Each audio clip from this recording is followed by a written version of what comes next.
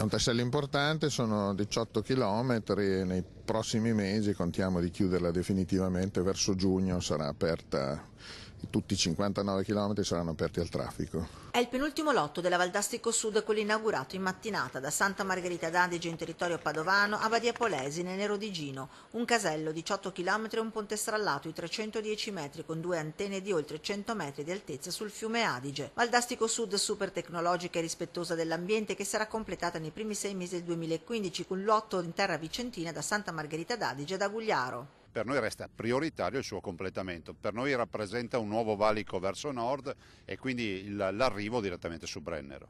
Se in terra veneta la 31 Valdastico corre veloce e i cantieri si vanno a mano chiudendo, rimane aperta l'incognita della Valdastico Nord per il tratto che corre in Trentino.